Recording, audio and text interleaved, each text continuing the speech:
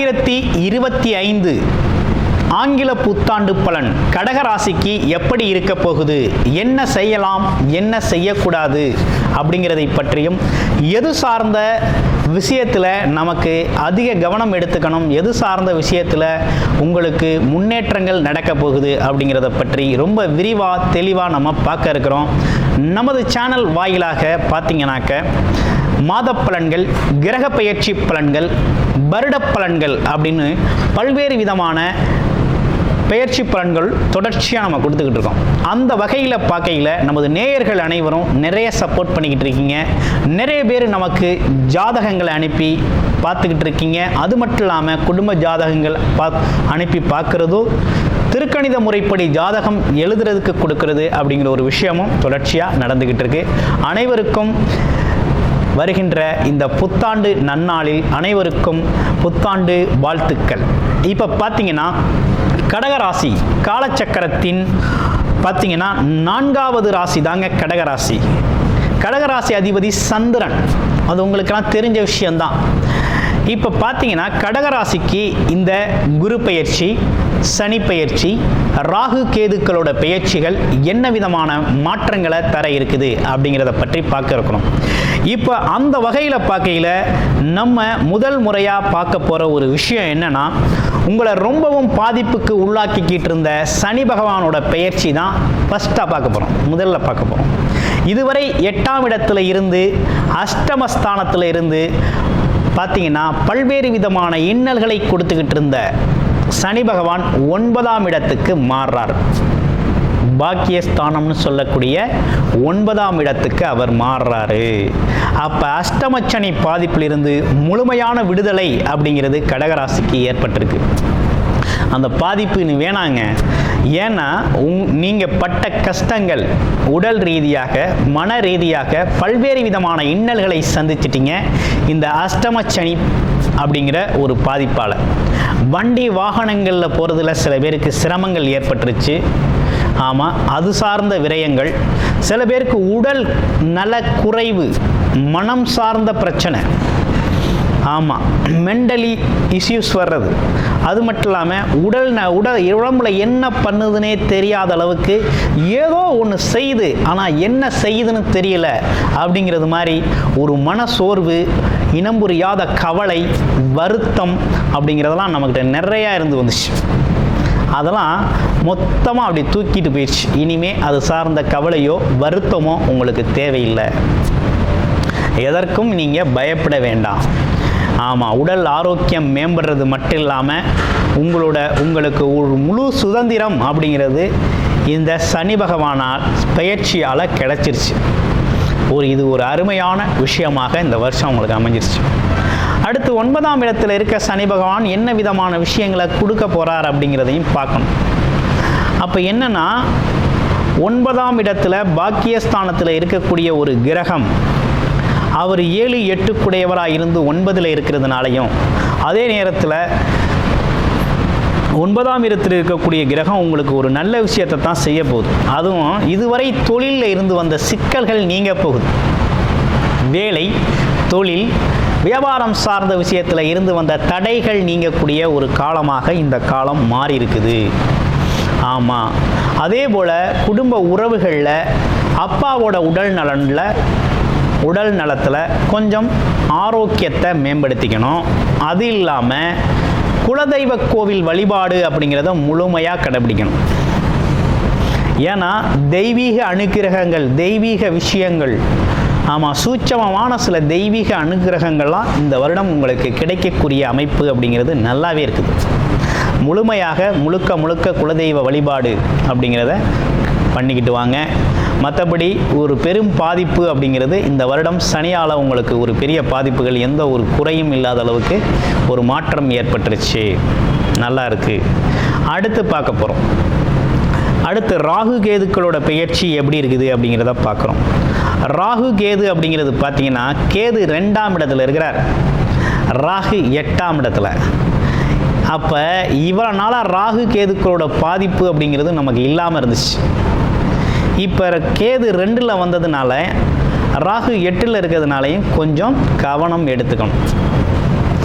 குடும்ப விவகாரங்கள், குடும்பம் சம்பந்தப்பட்ட விஷயங்கள், மற்றவங்களுக்கு வாக்கு கொடுக்கறது, மற்றவங்களுக்கு உத்தரவாதம் கொடுக்கறது, அப்படியெல்லாம் கொஞ்சம் கவனம் எடுத்துக்கணும். குழந்தைங்கள்கிட்ட பேசுகிறது, குடும்ப உறவுகள்கிட்ட பேசுகிறதெல்லாம் கொஞ்சம் பார்த்து பேசணுங்கிறது மாதிரி ஒரு அமைப்பு அப்படிங்கிறது வருது. அது மட்டும் இல்லாமல் வருமானம் அப்படிங்கிற ஒரு விஷயத்தில், வரவு, வருமானம், லாபம் அப்படிங்கிற ஒரு விஷயத்துலலாம் கொஞ்சம் கவனம் எடுக்கணும். ஏன்னா கொஞ்சம் சேமிப்பு அப்படிங்கிற ஒரு விஷயத்தை உருவாக்கணுங்கிற மாதிரி இருக்குது. ஏன்னா வருமான தடை அப்படிங்கிற ஒரு விஷயம் அப்படிங்கிறது கொஞ்சம் இந்த இடத்துல கொஞ்சம் மேலோங்கக்கூடிய ஒரு காலகட்டமாக கேதுவால் நடக்கக்கூடிய ஒரு அமைப்பு. குடும்பத்தில் சின்ன சின்ன மனஸ்தாபங்கள், அதே நேரத்தில் மனம் சார்ந்த வெறுப்பு, பிரிவு, கணவன் மனைவி பிரிவு, இப்படிப்பட்ட விஷயங்கள்லாம் இந்த காலகட்டத்தில் வீணாக வெட்டியாக நடக்க இருக்குது. அதனால் இதெல்லாம் கொஞ்சம் தவிர்த்துக்கங்க. அடுத்து வருமானம் வர்ற வழிகள்லாம் பார்த்தீங்கன்னா கொஞ்சம் கொஞ்சமாக சுருங்கக்கூடிய காலகட்டமாக இருக்குது. அதனால் வருமானம் வர்ற வழிகளில் இருக்கக்கூடிய இடையூறுகளை சரி செய்யக்கூடிய காலகட்டமாக இது இருக்குது. அதில் கொஞ்சம் கவனம் எடுத்துக்கணும். ஆமாம், அப்படிங்கிற மாதிரி இருக்குது. முழுக்க முழுக்க இவை அனைத்தும் உங்களுடைய பேச்சு, சொல் செயலால் ஏற்படக்கூடிய விஷயங்களாக இருக்குது. அதனால் சொல் செயல் கவனம் தேவைப்படுது. 8ஆம் இடத்து ராகு. இப்போ 8ஆம் இடத்துல சனி பகவான் இருந்து ஒரு பெரிய சிக்கலை கொடுத்துக்கிட்டு இருந்தார் இல்லையா? இப்போ அதே இடத்துக்கு யார் வந்துட்டார் அப்படின்னா ராகு வந்துட்டார். இப்போ ராகு 8ஆம் இடத்துக்கு வந்ததுனால என்ன நடக்குது அப்படின்னா, ராகு 8ஆம் இடத்துல இருக்கிறது அப்படிங்கிறது கொஞ்சம் கவனம் வேணும். வண்டி வாகனங்கள், நீண்ட தூர பயணங்கள் அப்படிங்கிற ஒரு விஷயத்திலாம் கவனம் தேவைப்படுது. அதுவும் எப்படின்னா வண்டி வாகனங்களை பயன்படுத்தினா கவனம் வேணும் அப்படிங்கிற அமைப்பு இருக்குது. இன்னொரு விஷயம், கெட்ட பழக்க வழக்கங்கள் உடைய நண்பர்கள் அப்படிங்கிறதெல்லாம் அவாய்ட் பண்ணிக்கிறது நல்லது. அதெல்லாம் விட்டு விலகணும். ஆமாம், அந்த விஷயங்கள்லாம் நம்ம ஈடுபடக்கூடாது. அடுத்து 8ஆம் இடத்துல இருக்க ராகுவால் வேறு என்ன நற்பலன்கள் இருக்குதுன்னா, தாராளமாக வெளியூர் வெளிநாடு போகலாம், இடமாற்றம் செஞ்சுக்கலாம், முகந்தெரியாத அன்பர்கள் உதவி செய்வாங்க, வேற்று மதத்தினர் உதவி செய்வாங்க. ஆமாம், எதிர்பார்க்காத நேரத்தில் எதிர்பார்த்த லாபங்கள் கிடைக்கும். பல்வேறு விதமான தொழில் வாய்ப்புகள், வேலை வாய்ப்புகள் இதெல்லாம் கிடைக்கக்கூடிய காலகட்டம். இதே காலகட்டத்தில் உங்களுடைய பொருள் இழப்பு, பொருளாதார இழப்புகளும் வரக்கூடிய காலகட்டமாக இருக்குது. அது எப்படி வரும்னா பேராசை பெருநஷ்டம் அப்படிங்கிறது மாதிரி. ஒரு விஷயத்தில் இவ்வளவு முதலீடு போடுங்க, பல்வேறு விதமாக வருமானம் வரும், பல கோடி ரூபாய் கிடைக்கும் அப்படிங்கிற மாதிரி ஆசைகளால் பேராசையை உருவாக்கி பெரு நஷ்டத்தை கொடுக்கக்கூடிய காலகட்டமாகவும் இந்த காலகட்டம் அமையுது. அப்போ உழைப்புக்கு மாறா, அதே நேரத்தில் தகுதிக்கு மீறிய பணம், பொருளாதாரம், செல்வாக்கு கிடைக்குதுன்னு எதுலையும் ஈடுபடக்கூடாது அப்படிங்கிற மாதிரி அமைப்பு இருக்குது. ரைட்டு. ஆனால் ஒரு அதிர்ஷ்டம்னு ஒன்று இருக்குது. அப்படி எப்படின்னா திடீர் அதிர்ஷ்டம், உங்களுடைய தொழில் வேலையில் ஒரு முன்னேற்றம், திடீர் அதிர்ஷ்டம், உதவி அப்படிங்கிறதெல்லாம் கிடைக்கக்கூடிய ஒரு நல்ல காலகட்டமாக தான் இருக்குது. வெளிநாடு வெளியூர் பயணங்கள், எக்ஸ்போர்ட் பிஸ்னஸ் பண்ணுறது, ஏற்றுமதி இறக்குமதி தொழில்கள் செய்கிறவங்களுக்கெல்லாம் ரொம்ப நல்லாயிருக்கு. அடுத்து குரு பகவானை பார்க்க போகிறோம். குரு பகவான் எப்பேற்பட்டவர், என்ன செய்கிறார்? உங்களுடைய ராசிக்கு குரு அப்படிங்கிறவர் ரொம்ப நல்லவர். அதே நேரத்தில் அவர் 12ஆம் இடத்துல போய் மறைஞ்சிட்டார். உங்கள் ராசிக்கு 6, 9 கூடையவர் பாக்யாதிபதி 12இல் மறைவு. அவர் மறைஞ்சவர் எங்கே பார்க்குறார் அப்படின்னா 4ஆம் இடம், 6ஆம் இடம், 8ஆம் இடத்தை பார்க்குறார். 4, 6, 4, 8, 12, 6 போன்ற இடங்களை பார்க்குறாரு. நிறைய சுப செலவுகள் செய்யக்கூடிய வருடமாக இந்த வருடம் கடகராசிக்கு அமையுது. ஏகப்பட்ட சுப செலவுகள் செய்யணும்.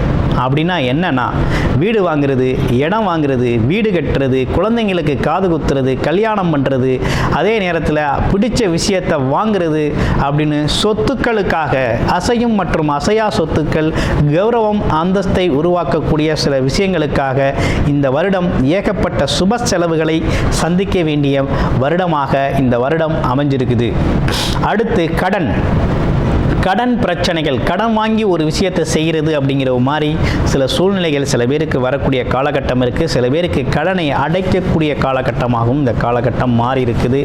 அதே நேரத்தில் வம்பு வழக்குகள், அவமானங்கள் போன்ற விஷயங்களை சந்திக்காமல் இருக்கணும் அப்படின்னா உங்களுடைய சுய ஜாதகத்தில் என்ன தசாபுத்தி அமைப்புகள் நடக்குது அப்படிங்கிறத பார்த்துட்டு நீங்கள் இந்த பலனை எடுத்துக்கணும். ஏன்னா 8ஆம் இடத்துல இருக்க ராகு குருவோட பார்வை அப்படிங்கிறது பார்த்தீங்கன்னா பல்வேறு விஷயங்களுக்கு தீர்வாகும். கோர்ட்டு கேஸ் வழக்குகள் தீர்வாகும். ஆமாம், நிறைய விஷயங்கள் சாதகமாக முடியக்கூடிய ஒரு அமைப்பு அப்படிங்கிறது வருது. அதே நேரத்தில் பார்த்தீங்கன்னாக்க நம்ம பல்வேறு விஷயங்களை புதுசாக எதையும் ஆரம்பிச்சிடக்கூடாது, கடந்து போகணும் அப்படிங்கிற மாதிரி ஒரு அமைப்பும் உருவாகிருக்குது. அப்போ இந்த ஓவராலாக இந்த வருடத்தை பற்றி பார்க்கையில் என்ன ஒரு விஷயம்னா, ரிலேஷன்ஷிப், அதாவது குடும்ப உறுப்பினர்கள், உறவுகள் சம்பந்தப்பட்ட விஷயங்கள், நண்பர்கள் சம்பந்தப்பட்ட விஷயத்தில் என்னன்னு பார்த்தீங்கன்னா கூடுமான வரையும் கூடுதல் கவனம் எடுத்துக்கிறது, பொறுப்போடு நடந்துக்கிறது அப்படிங்கிறது ரொம்ப முக்கியம். அடுத்து உங்களுடைய பொருளாதாரம் சார்ந்த விஷயங்களில் இருந்து வந்த தடையும், அதே நேரத்தில் உங்களுடைய சுய உடல் ஆரோக்கியம், மன ஆரோக்கியத்துக்கு இருந்து வந்த தடையும் முழுமையாக நீங்கி இந்த வருடம் அப்படிங்கிறது ரொம்ப சிறப்பாகவே உங்களுக்கு அமைஞ்சிருக்கு. முழுக்க முழுக்க உங்களுடைய சுய ஜாதகத்தில் என்ன தசாபுத்தி நடக்குது அப்படிங்கிறத பார்த்துக்கிட்டு நம்மளுடைய பொது பலனோடு கம்பேர் பண்ணி அடுத்த கட்ட முடிவுகளை எடுத்து முன்னேறது அப்படிங்கிறது மிகப்பெரிய முக்கியமான ஒரு விஷயமாக இங்கே இருக்குது. ஆமாம், கூடுதலாக இந்த கடகராசிக்கு மிகப்பெரிய சிறப்பு அப்படின்னு எடுத்துக்கிட்டோம்னா இந்த காலகட்டம் அப்படிங்கிறது உங்களுக்கு ஒரு நல்ல காலகட்டமாகத்தான் அமைஞ்சிருக்குது. ஆமாம், வாழ்த்துக்கள், நன்றி, வணக்கம்.